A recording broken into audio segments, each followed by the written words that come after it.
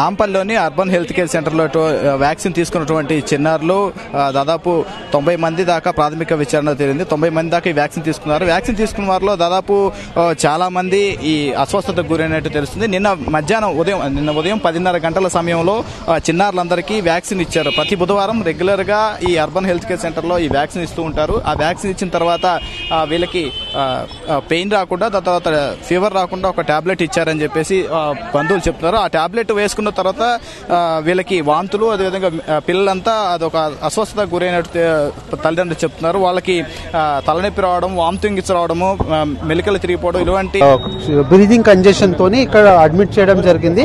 వాళ్ళ అందరి పరిస్థితి చాలా స్టేబుల్ గా ఉంది. అందరిని చూడడం జరిగింది. అందరితోని వాళ్ళ అటెండెన్స్ కూడా మాట్లాడడం జరిగింది. వీళ్ళకి పెయిన్ కి, జ్వరానికి పారాసిటమాల్ ఇస్తారు. దాని ప్లేస్ లో డైక్లోఫెనాకిల్ అనే టాబ్లెట్ ఇవ్వడం వల్ల జరిగిందన్నారు.